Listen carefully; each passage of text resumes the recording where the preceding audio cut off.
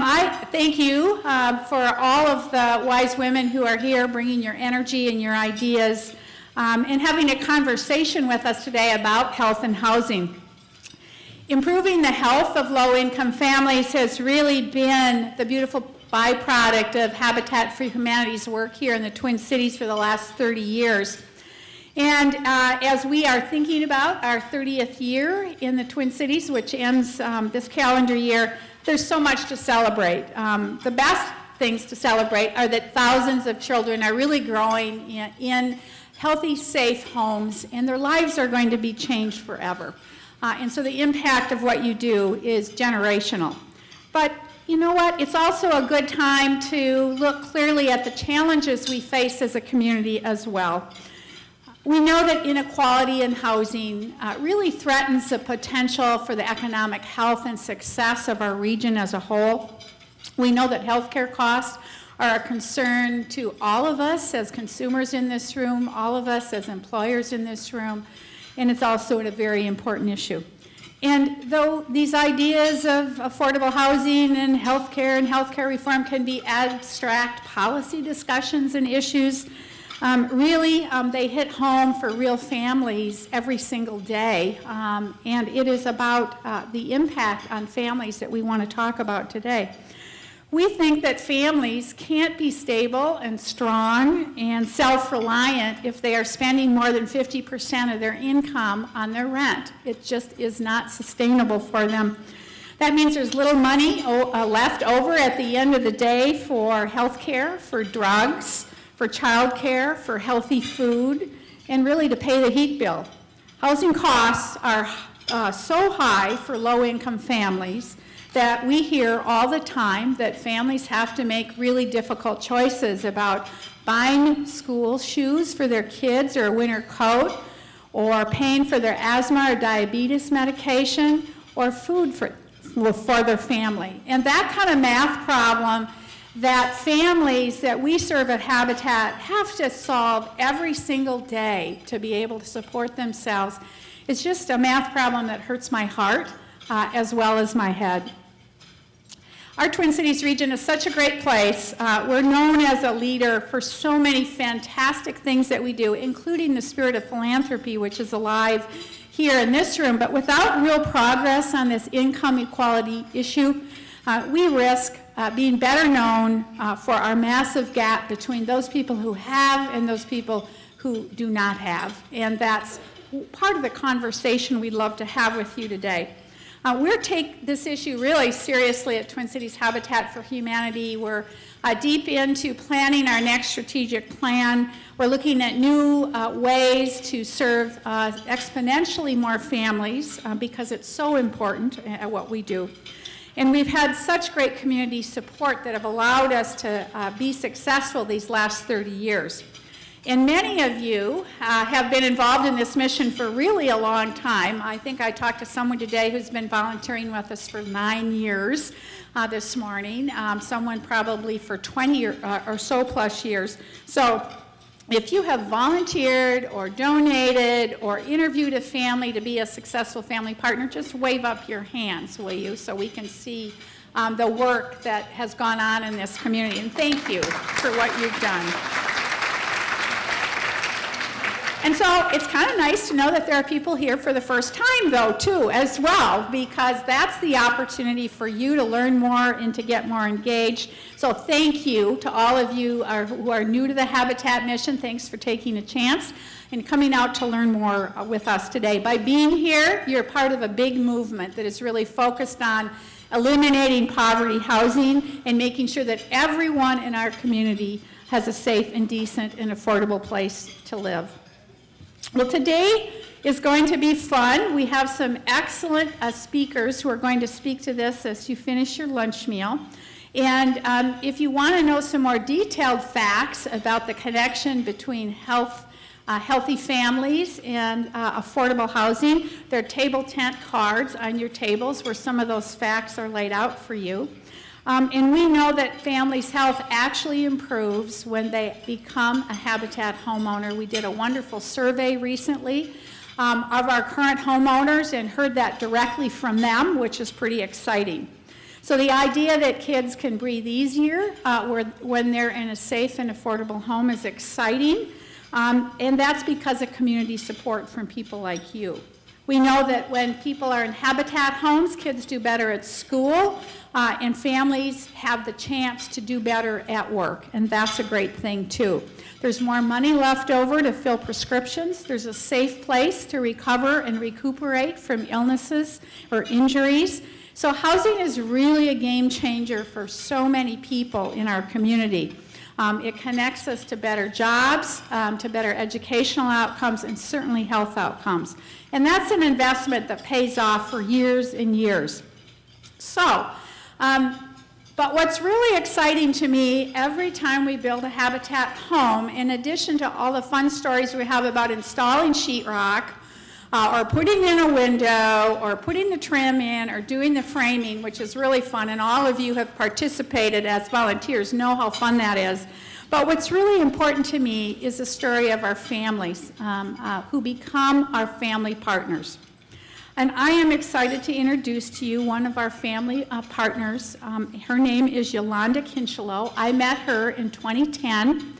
And she was putting in her sweat equity hours 5 years ago to help to build and rehab the home that she was buying during the Jimmy and Rosalind Carter work project back in 2010. I was just so darn impressed with Yolanda. She has incredible determination, incredible drive, very passionate about raising her two sons to become self-sufficient young men who would someday have the opportunity to own their own home. I really remember a conversation with her. I don't know if she remembers it. It was really early in the morning, like a 6:30 thing, and we were waiting for a camera crew that was going to come out and interview her. And I said, what is most exciting to you about what's going on in your life? And she said, you know what? I want my boys to learn to shovel the walk, and I want them to be able to rake the leaves and to mow the lawn. And they're going to learn how a house works, and they're going to grow up someday to be really responsible young men who know how to take care of a home and their family. And I was so impressed with that. And her boys then were a lot younger. They've grown up a little bit, so her two boys are now two outstanding young men. Her oldest, Taylor, is in his third year at the U of M Carlson School of Management. Awesome.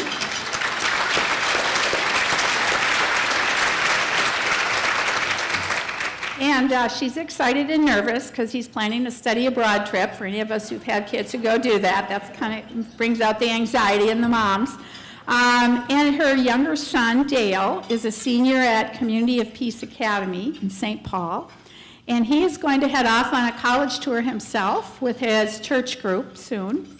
And since buying her home, Yolanda has told us that the lung issues have cleared up for her and for Dale, and his asthma has really gone away and gotten under control, which is really exciting. She did say that they had some tough health news recently, that Dale was diagnosed with a scoliosis. And like any mother would, she's visited several doctors, trying to figure out exactly what the right treatment and care and prognosis is for him. And she's facing the possibility that he will need surgery.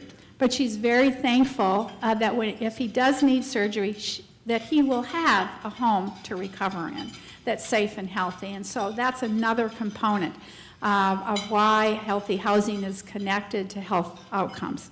So Yolanda Kinchelow can tell that story way better than I can. And so Yolanda, thank you so much for being with us today. And thank you for all the time you put in to build your home on the east side of St. Paul, the sweat equity hours, the classes you went to, and for being our partner. Thank you. Welcome. Well, good afternoon, everyone. First, giving honor to God, who is the head of my life, and I do not take that as a joke. I take it very seriously, because it was me stepping out on faith that started this journey with Habitat. Because the first time, someone told me about it, I was like, yeah, whatever, and it was a coworker. And a second time, someone told me, well, did you put your application, did you at least go and see what it was about? I'm like, man, no, I'm good, I'm fine. The third time, I'm like, okay, Lord, what are you trying to say to me? So I went to the first initial thing to see if I qualified, to see if I could get in, because around that time, you know, and still it is right now hard, you know, with the increase of I can't even think right now, the mortgage, you know, you have the interest-free, well, we get interest-free mortgage, by the way, which is a blessing, because interest rates are so high, they fluctuate, people were losing their houses, so how could I, a single mother, living in an apartment, you know, paying a high rent, you know, by the way, how could I qualify? But I did, and I got in, and every step I asked, Lord, is this what I'm supposed to do? Is this what I'm supposed to do? And it seemed like something so big, like, you know, when you look at it far away, I look at it now, and it was such an awesome journey, every step of the way. The Habitat staff, they were very informative about everything that you're going to do. They didn't hold your hand, but they guided you, okay? So you could be very self-sufficient. So there's no babying by any means. If you want to do this, you have to work for it. And you have to really you have to be dedicated.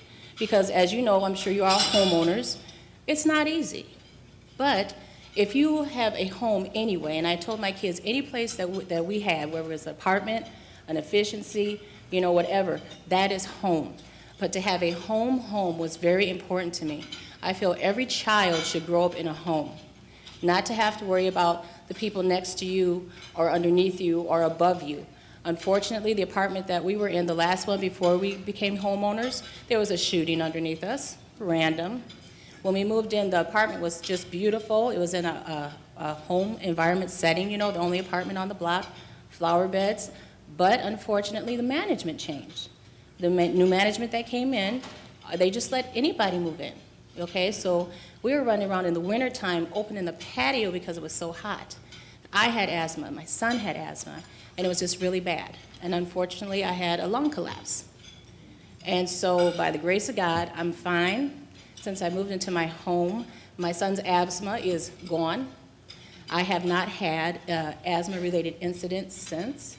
That's a blessing. They do know how to rake. They do know how to shovel. You know, so, and they know how to take care of a home. They see me write that check out, you know, every month for mortgage. And people are like, I've never seen somebody so happy writing a check out for their mortgage. But I'm going to tell you right now, it is a blessing. It is a blessing. I got to rehab my home. When I first saw it, I was there like, oh, don't pay any attention to what it looked like, because it was ugly. It was butt ugly mustard orange with brown trimming. Seriously. But how it looks right now today is amazing. And to know that I was able to help do that. And my sons, they were too young to participate at the time, but they're still participating with Habitat. My son Taylor, the oldest one, who's at Carlson, he spoke at a fundraising event for Habitat. And one thing that he said, it just touched my heart. And he told me, if my mom could do this, we seen her going out to build this house in her hard hat, because I'm a germaphobe, okay? I had my own hard hat from day one. It was brand new, and I kept it, and I took it home with me every day. I still have that hard hat, okay? It means a lot to me. So I had my hard hat, and I'd put my clothes on, and I'd go out, you know, and I'd come back, and they'd ask how everything was, and I told them everything that we did. I would bring them to the site some days, you know, so they can actually see what was going on. Of course, Dale, he liked swinging on the, you know, the scaffolding, and of course I told him, you can't do that, honey, you can't swing on the scaffolding. But, you know, all in all, it was a great experience, and to have people come out and support you who know nothing about you, just to help, they just want to help, that means so much. And every time I think about it, I get teared up, so if I get emotional, please just disregard it. It's what happens because it's near and dear to my heart. Christians, you know, companies, people, we're just talking side by side, building, doing things, stuff I've never done before in my life. And I learned that I like power tools, you know? And so, you know, and so it's like all this stuff, it's fun, it's exciting, and I feel when you work towards something and you work harder for something, and it brings you closer as a community. I got to know my neighbors before I moved in, you know, because of course they want to know, they see all this stuff going on, a lot of these people, what's going on. So I got to meet my neighbors before I moved in.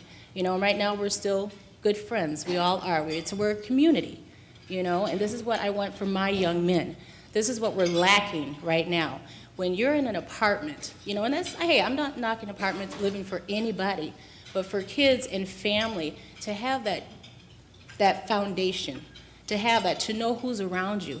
Anybody can move in and out of an apartment next to you, above you, below you, and for like, you can know in the same place for years, and you won't even know who they are, what they do.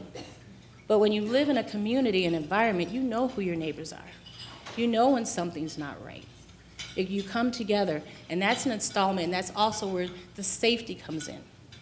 I don't have a problem leaving my home knowing my kids are safe in the house. I don't have a problem with them going outside to the yard or doing what they need to do in that community because I know they're safe, because I know there's people there looking out for them. And that's something you can't buy. That's something that's earned. And I feel very, very honored to be part of the Habitat family. And I want to once again to say thank you, Sue. Thank you, everyone who has been a part of this journey with me that is going to continue on, I'm sure, for more years to come. And I look forward to it for the volunteers, the staffers, the funding, everything. It has been wonderful. Thank you.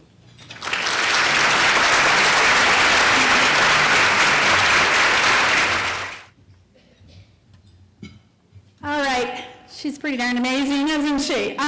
Yolanda, thank you so much. You are an inspiration to me personally, and I think to each of us who had the chance to just catch a glimpse into your life and who you are and what you mean to do as the head of your household is really impressive. We would like to serve many, many, many more women like Yolanda. We have so many people in our waiting pool today. We have about 250 families who are prepared to be successful home buyers like Yolanda.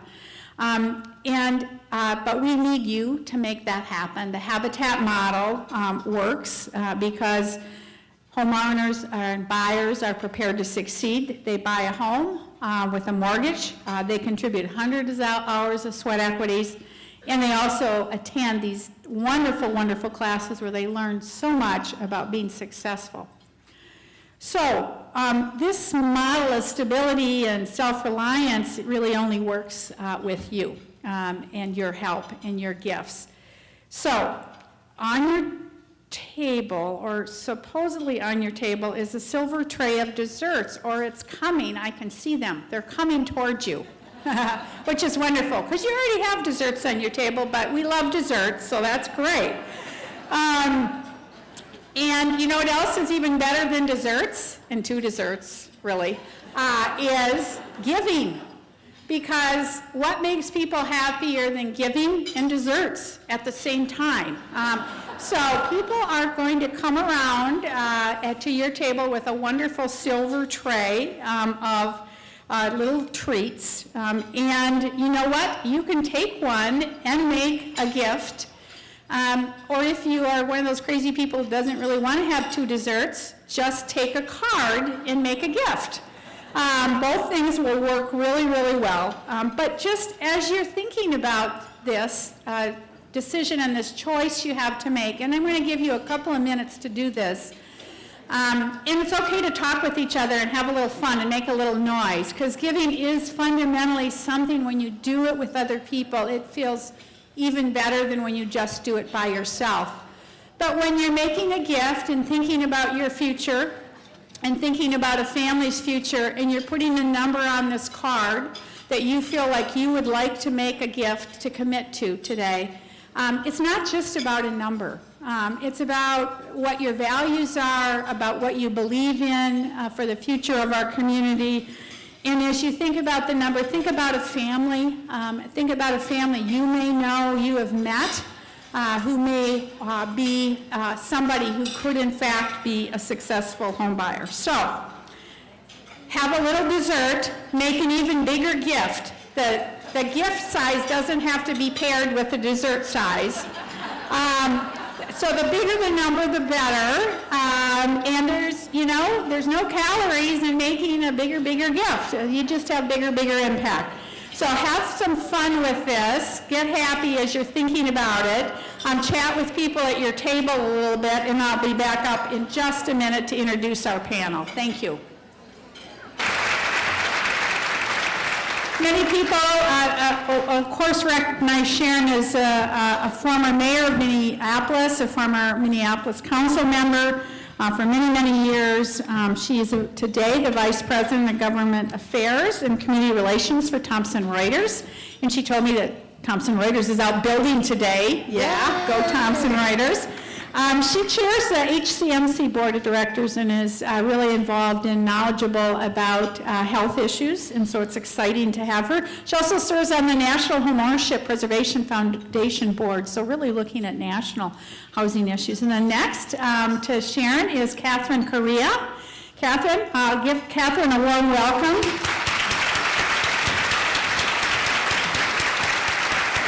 Catherine is the president and CEO of Health East that serves the East Metro area. It's a large healthcare provider, one of the largest in the East Metro.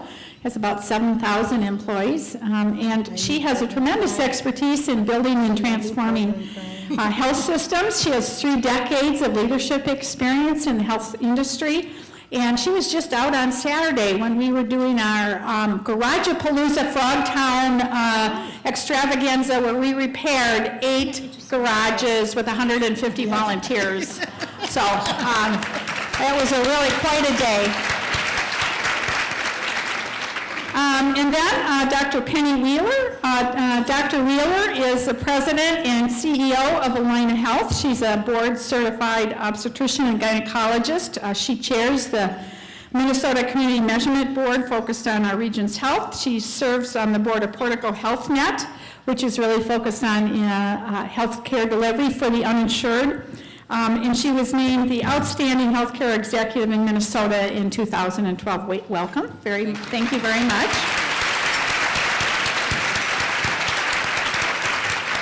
And then our moderator, Mary Brainerd. Mary is president and CEO of Health Partners. She has 3 decades of impressive health leadership experience. She has led and served on more boards and community investments than I could possibly name on here. I really was impressed with Mary's work as one of the CEOs of the Itasca Project, really focusing business leadership on important public policy investments in our region, among many other things.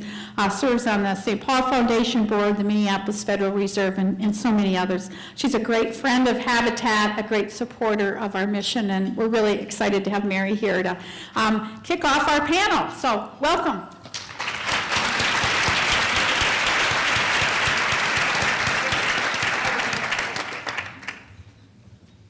Hey, good afternoon. We're so glad to be here and to hear from our panelists and to talk about the important connection between housing and health. And I'm so struck by, I know a lot of the recent research would essentially say, while we think of health as an individual thing, am I healthy, am I doing well, is my family healthy, it actually turns out that health is a collective thing. And so health is an attribute we share in a community. Actually, for each of us individually, recent research would say about 40% of our health is actually determined by socioeconomic factors in our community. So we're going to spend some time exploring the connection between health and housing. It's kind of interesting. Back when public health first came to being more than 100 years ago, the way that it got started is when people discovered the connection between poor housing, overcrowding, unsanitary conditions, and the spread of disease. We also more recently, and the Federal Reserve has been part of this work, have determined that where you live, your zip code, actually is a major determinant of your life expectancy and quality of life. And pretty dramatic differences in our marketplace just close to home. So the first thing that we'd like to talk about with our panelists would be how you see the connection between housing and health and why it's important. So Sharon, would you be willing to kick that off? Sure. Thank you so much, Mary, for the question. So one of the things that some of you might not know about me was that I served on the Minneapolis City Council, and I represented one of those awards where the zip code was probably an indicator of someone's health status, their criminal status, their educational achievement. It was a pretty tough neighborhood, 55407 and 08. Phillips neighborhood, Central neighborhood. If you know South Minneapolis, you know those areas. So in that community, as a city council member, I had to walk door to door to meet my constituents. And when you're invited in somebody's home, you have the opportunity to understand in a real close and personal way the conditions under which people are living.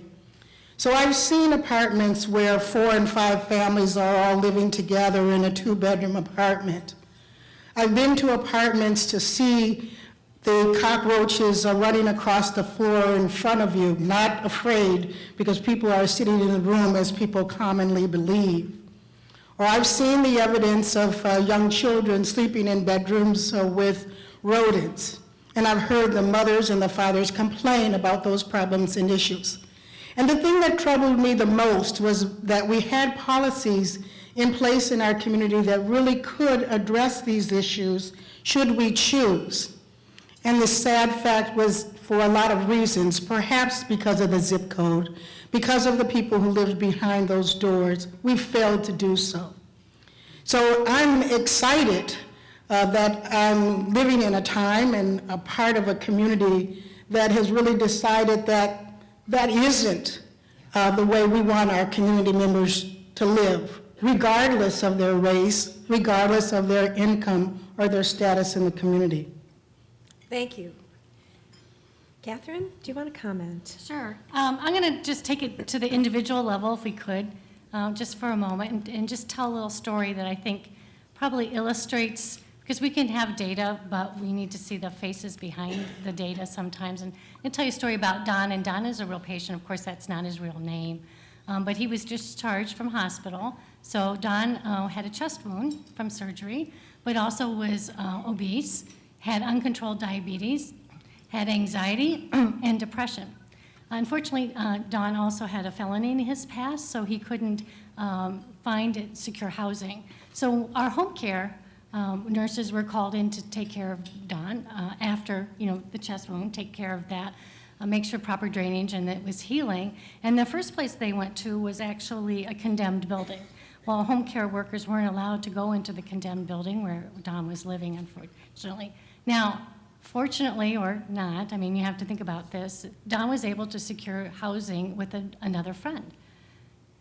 So in this time when we were called to go in and found out that where Don had relocated, it was with a friend who let him have the basement room in his house. But the home care workers were forced to go down some pretty steep steps to an area that didn't have ventilation, and that was pretty damp. And they knew, being professional nurses, that there was no way that they could take care of that wound, let alone the other issues, in that housing situation.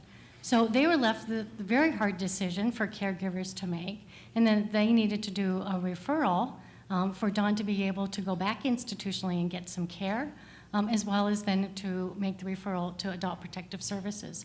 And today we don't know how Don's doing. So that's a real face behind a lot of the numbers that we talk about.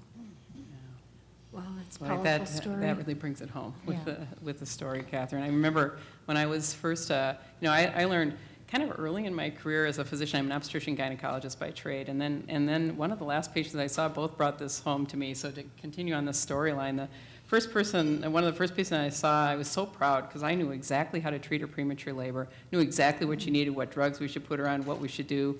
I had the textbook down, and I said, and the other thing you need to do is you need to stay on strict bed rest. And she turned to me and she said, I don't have a bed. And it's like, wow, the world's collided. That textbook didn't match the real people's lives that we were trying to deal with. And then one of the last people I saw patients up until about a year and a half ago, and then job things kind of took over. I was taking care of her. She had trouble getting to her appointment on time. She had missed 3. I said, what's up with you? And she, didn't fit the mold. had no mental illness, no chemical dependency, was well-educated woman, had no home whatsoever. And that's what was determining some of her greatest health problems. So I think this link is very much there. We know it from the literature. It's there, higher rate of infections with disease-borne illnesses, higher risk of respiratory illnesses, with things embedded in old carpeting and the like, and mold. And I'm so grateful, Yolanda, that your son now is asthma-free, but that speaks directly to the environment of care that we're in. And we're learning more and more about mental illnesses, and just the psychosocial stress that is associated with poor housing environments and what that creates there and what a crisis that is for us in our community as well. So huge link. So we see that link very clearly. See it when you look at other drivers of health, like healthy behaviors, taking a walk, eating healthy food. If you're living in an unsafe place, pretty hard to get out and take that walk. If you're living in an unsafe place, living in an unstable housing environment, often not living in a neighborhood where access to healthy food is even available. So a strong, resounding, boy, is that connection clear. There's also, we think, a connection between affordable housing and health, affordability, emphasis on affordability. Looks like our average homeowner through Habitat has maybe 5 or 6 family members, average income $45,000 a year. As Sue pointed out, perhaps spending as much as 50% of take-home income on housing. How do you see that affecting health and healthy choices? Want me to jump right in there? Go for it. Yeah, we don't. Well, I think just to go back to Sue's comment, the bottom line is that if you're spending the bulk of your money on housing, you don't have any money for food, you don't have any money for clothing, you don't have any money for anything, for transportation, for books, for supports of any kind. And so the quality of life that people are experiencing is pretty low. And there's a significant number of people in our community who are living that life every day. And so what can we do about it? I mean, I know we want to get to solutions right away, but the truth of the matter is that if we don't start thinking about how we can help close that gap and make housing more affordable, make access to food more affordable, then ensure that people have access to the best price for the medical care, high quality medical care, and access to that medical care, not much is going to change. And the truth of the matter is that it is within our power and our resource to make those changes. I think not enough people in our community understand the dire circumstance under which people are living every day. And I think we have this great expectation that they're just going to be able to pull themselves out of it by just, applying hard work. Well, hard work is only half of the battle. There are things that we have to do to make sure that there are access to the other resources that people really need to live a quality of life. And the first one is making sure that they have a roof over their head. If I don't have a roof over my head, it is really hard to figure out what I'm going to do, with the rest of my life. If I don't have a roof over my children's head, it's really going to be hard for me to think about how am I going to get them to school. So we really need to understand how significant housing is for so many people. And lastly, Mary, I'd just like to say this. I don't think we really understand how much growth we've actually seen in the homelessness that we have in our community. I don't think we understand the stresses that our churches are under to house these people in the basements, of their churches, because that's what we're doing now. Yeah. And all we're doing is adding more and more beds in the basements of our churches. That is not a solution. How would you like to wake up in the morning and try to get your kids ready for school out of the basement of a church? Just to build on your point, I know I've quoted the statistic probably every day because it seems so important to me. National Institute of Health did a study to look at the number one predictor of quality and length of life. Do you know what it is? High school graduation. That's the best foundation for a living wage job. It's the best shot at being able to have decent housing. And the only way to get there is to have kids living in stable enough neighborhoods that they can be successful in school. So huge, huge connection. Thanks for your comments. Catherine, do you want to weigh in here? I think once that happens, I think studies have shown also that the social capital improves for folks, so they have a better understanding of more of a permanency. And in our society, that kind of stable housing and especially home ownership creates a world that connects us to other things. Yeah. So the idea that it's affordable, that you can do it, brings also that sense of self-esteem that translates to the rest of your life. So just kind of that mental outlook. No, I think there's no question. I think the one other thing we have to think about is that we want to create more capacity for people to spend on the right things. And I think that, and I'm proud, quite honestly, to work with these two women, particularly in Mary and Catherine, to try to make healthcare affordable as well. So, you know, and it's a combination of those things so that people don't have to sacrifice their son's meal for his medication and things like that too. So I think we can't think of any of these things in isolation. You know, we have to think about how do we make and live people's lives up better by looking at more holistically. Thanks. When you think about some of the other challenges that are associated with rental housing or no housing, and frequent moves to try to keep it affordable, try to get to a better place, maybe a safer neighborhood. There's a cost to that mobility too, and I'm interested in how you think about that. Penny, maybe you can. Well, one of the things I always hearken back to a really salient day in the career of our health system. We decided that we were going to do all these wonderful things in the Phillips Powderhorn neighborhood. We were going to have this backyard project because it was in the backyard of Abbott Northwestern Hospital, a premier institution of which we're incredibly proud of its work and its outcomes and its compassion, quite frankly. And right, you walk 2 blocks either side of it, it doesn't look so good. The neighborhood looks pretty defeated and difficult. And so we thought, okay, we're going to go in there and we're going to do this. You know, we're going to do this and we're going to help out that community. They're right in our backyard, and so here we do it. Boy, did we get a lesson. It's like, thank you very much, you know, but why don't we tell you what we need before you tell us what you can do?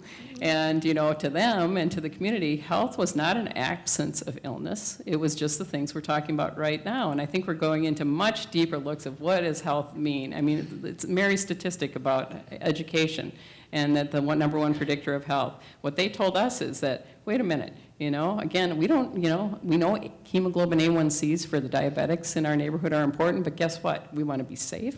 We want to have a roof over our head, as Sharon said. We want to have food to eat on our table, and we want to have a community that we feel is supportive of each other.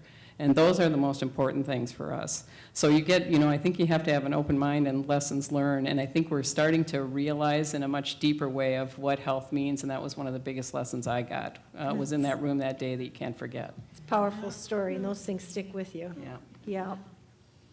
So can I just add to Penny's comment? Because what Penny might not say, but I want to, is because I was in that room. Remember it too, about the board, yeah. But the truth of the matter is that I think that Alina, along with the other members of the Phillips Partnership, really decided that by working together and being in partnership with the community that they could make a difference. And one of the things that you did that I really like to just credit you with in front of all of these wonderful women and men is that Abbott Northwestern Alina Systems really started looking at the community in a different way. They actually started education training programs to help the people who live in the community actually get training so that they could find jobs in the hospital. I mean, what better way to get to work and not have the transportation barrier than to just walk to work? Yeah. So these people really got training towards careers, not just jobs. And not just jobs as janitors and things that you would just might think, but really careers. And some of these people are still working for the hospital today. These same people working for the hospital today are actually owners of Habitat housing right in that same community. Those children are going to school and they're doing better in school. I mean, we still have some things to get through, but things are in fact improving because we've taken a different approach. This is the way that we really need to get things done. Now, the one other point that I'd like to make is that, again, I remember 20 years ago when, how many of you remember Richard Green? who's the Oh, yeah, superintendent of for schools. sure. Yep. Okay? So Richard Green commissioned a report along with the school board to try to examine this issue about mobility, because he was really concerned about how poorly children were doing in school, and they wanted to understand the why. Well, one of the whys was the mobility. Children kept moving from school to school to school. Teachers couldn't track their progress. Parents weren't connected to their progress. And so the children were failing. And one of the things that Richard Green said to the city and as well the United Way and other members of our community is that we have to do better, and we have to start with stable housing for our children. If we can keep them in school and focused on their studies, and keep them in stable housing, we can ensure that more children are likely to progress from one grade to the other and then hopefully then graduate from high school. Okay, I'm telling you, this was 20 years ago, people. Yeah. And we still need to work on this, okay? Yep. Hear that message loud and clear. Catherine? And it's really, you started out, Mary, with this particular line of conversation. It's really pretty simple in some ways, and sometimes we make it pretty complicated, but, health and our education and our housing, they all go together. And it's economic. Yep. Be it at the individual level or at the neighborhood level. Neighborhoods that don't have that kind of turnover have lower rates of crime. Their property values, stay the same. So we all know that, Yep. and we knew it 20 years ago. Yep. And we're doing some really great work in heading in that direction, and I think the opportunity is there too. And so I love the work that Alina has done, because it's a good reminder that health and housing isn't something we do to people. It's work we do in partnership with one another, and that I really feel that's a path that's really been set by Habitat. That's the way Habitat's worked from the very beginning. It's a beautiful thing to see. So, in addition to building housing, of course, Habitat does a lot of work, particularly with seniors. A Brush with Kindness is one example, and the statistic is 2/3 of a Brush with Kindness participants are seniors who are low income, living on fixed income. So just having a tough time getting all the pieces put together, along with the challenges of being able to do that work themselves. How are housing and senior health issues connected? Can you talk a little bit about that? Do you want to comment, Penny, first? Yeah, well, hugely with the graying that we are going through with America and the demographic shifts, this is going to be a bigger and bigger issue. I just love this organization for so many reasons. But really being able to maintain somebody in their own home as they get to be elderly and sometimes more fragile, not being able to, sometimes a paint job is all it takes. One lack of a paint job is all it takes to have somebody have to move out of their home that they feel well-grounded in and feel healthy and feel satisfied by. So I think that this is an increasing issue, but to the extent that we can bring services, and we think about this true in healthcare too, right? The extent that we can bring services to people rather than having them come to us and do it in a setting that they feel comfortable and connected to, that does great things for health as well. Well, and if you look at the state budget, 70% of the healthcare part of our state budget, which is growing very rapidly, is long-term care. Yeah. And have you ever met anybody who wished they would be in long-term care? No. Yeah. Everyone looks for, please find me an alternative. And so better, healthier, better outlook if there are better options. Catherine. I would just say, relative to seniors, one of the things that we've seen a lot, and we have a program for to help combat isolation among seniors in state, this is we're number 5 in the nation for falls, and a lot of times that's not because of snow and ice. Really has to do with seniors being isolated. So if we can build community and build home ownership in a way that our built environment has kind of pulls or calls people out for social contact, particularly for seniors. So it's that fear of falling and it's that fear of being alone. And we know that those who are in stable housing participate more in activities, they're more social, they get involved, because a lot of that burden of fear and anxiety is taken away from them.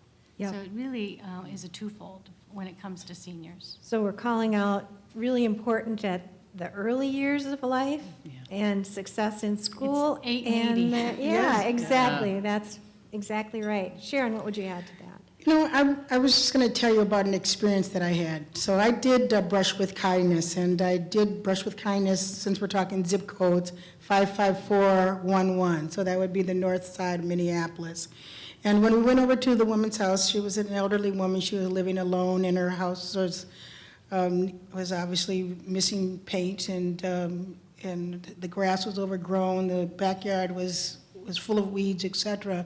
She was happy that we came over there, and, well, at first that she was chosen by Habitat for the benefit, but that we came over there and we cleaned up her yard and spruced her place up. You want to know why?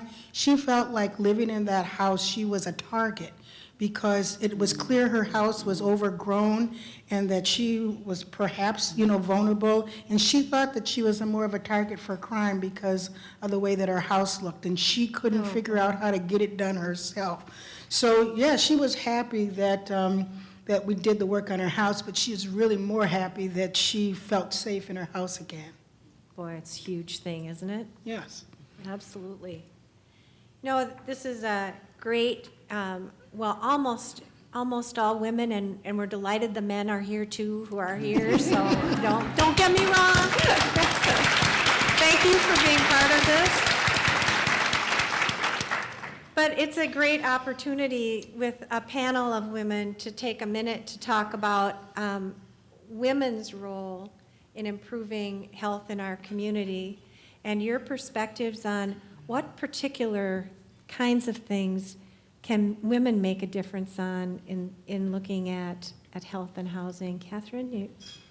I was smiling because I was talking to my husband about this, and we were, and he's in education, so study history, and he reminded me that in 2020, it's going to be 100 years since women got the right to vote at a national level.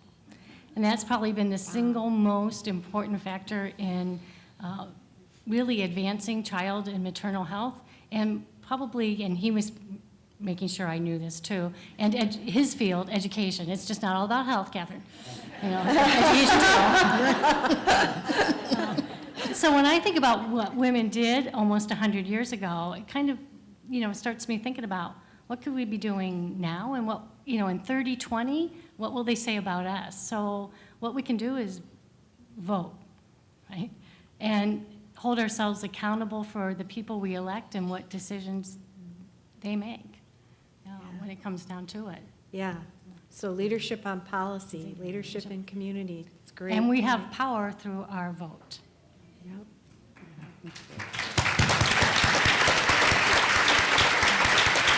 Like my husband. He's one of the few good men. That's right. Penny, what do you think? Well, first of all, I'd say that, if you're, I've been on a couple habitat build, and if you don't think there's anything more therapeutic than tearing out sheetrock, I would say that's one thing to do, because all the problems kind of go away. But the other thing I'd say is to really, drive, and I maybe challenge the room, drive with purpose. Sometimes as women, and I've said this in other forums, sometimes we have this dichotomy, or this perceived dichotomy between, wanting to be liked and looking to be aggressive and driven. And sometimes there's a bad word associated with that too, right? It's not even in my language. So what do we do? And I think you bridge those two things with purpose, and with a profound purpose. And I think we have a wonderful one here. I mean, we know that there are gaps that shouldn't exist in a community like ours. This is one of the most giving communities in the whole United States and the world. And really, we have those gaps that exist between different people who not only have lack of resources, but they have lack of choices, right? It's about not having choices. So what are we going to do? When I was flashing back when I was walking in this room and seeing all these women. Boy, what a wonderful day, by the way. Patients. I've seen people I've treated in the emergency room, people I've intersected with, people I love who I've been friends with for years. So this is a good deal. But I was struck with this, coming into a room. Abbott Northwestern Hospital, one of the starts of our whole health system that hopefully now touches 1.5 million lives, was started by 44 women in a lunch. 44 women. who started a 10-bedroom house in a luncheon room like this. The YWCA started with a women's lunch. You guys have been involved in this. What are we going to do? What are we going to come out with at this lunch? And how are we going to close some of these gaps that are so prominent and so shameful, quite frankly, in our community? It's a great call to action. Sharon? So I wrote down like 4 things, but I'm only going to say 2. The first one I was going to say is organize. And I really mean that. And I organize, it's a word that keeps jumping in my head because I think women have the best organizational skills kind of on the planet. And Penny's comment is a testament to that. Because we could add to that list Harriet Tubman, Shelter for Battered Women. 8 women sitting around a table saying, we're going to do something about domestic violence. And it's because women are willing to organize. So I see a room of 350 women, maybe even more. Let's get organized around what it is that we really want to change. Voting will help, but we need to be building awareness. So that's my last comment, is about building awareness. More people need to understand how serious this problem is, and they need to understand that it is solvable. So we build the awareness, and then we organize to deliver against that problem. And if we do that, we can make progress, and we can make change, Mary. I'm absolutely convinced of it. I am too. I would actually want to build on your comment because I see women as effective connectors of the dots. We see the connections. It's easy to talk to a group of women about the connection between health and housing and education, and within 30 seconds, people are nodding their heads. That isn't always true everywhere. And so I agree. We need to help our community see those connections and act on the connections because it's such a virtuous cycle that we can only change things for the better by tackling all of them. And to me, that doesn't make it more daunting. It actually makes it more possible. So I think there's an important role here. It is donating time and money, for sure. And it's advocacy. And it's connecting the dots. And it's being willing to take some risks to see change in our community. And I, like all of you, it's when you're up here and you see all of the faces of people in the room, we can really rock some stuff, I think.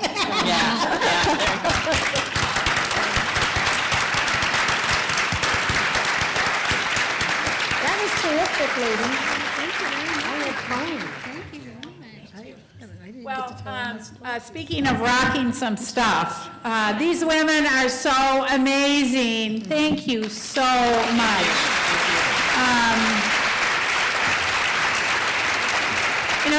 Your leadership, your call to action is wonderful. The idea of driving and leading with purpose, of organizing, of connecting, and then telling this story is so, so important. And each one of you have the power to do that in this room. And I am so grateful that you came here today, that you shared your time, your energy, and your passion for this community by learning more. And we hope you'll stay engaged with us. I'm pretty optimistic when I see a group of women like this who lead this community. And I think, yeah, we could do something pretty darn cool here. And I invite you to stay engaged and involved with us at Habitat. Women can do just about anything they want to when they put their minds to it, and you are all part of that. So, a couple of things I want to say before you leave. First of all, thank you very much for contributing to Habitat, for volunteering with Habitat. Share this story of being here today with a friend, a neighbor, a coworker. Please do that. And what you learned and how you felt inspired. That would be really terrific. Your partnership is critical to our success, to our future, to our ability to serve more families. We need you. We want you. If you think you want to get involved with Habitat, we have a lot of Habitat team members here today, staff members and board members. And I would like to just give out a big shout out to my Habitat board and former board members. Would you all stand up? Okay.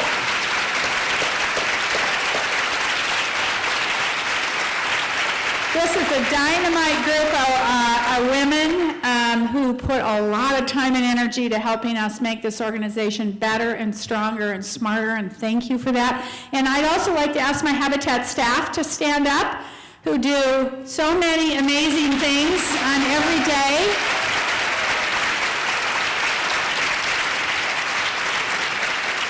In addition to the women here at Luncheon today, I think we have 20 active building sites right now with volunteers on them today. So those amazing people who lead those sites are also doing just phenomenal work. So thank you for being a part of Habitat. And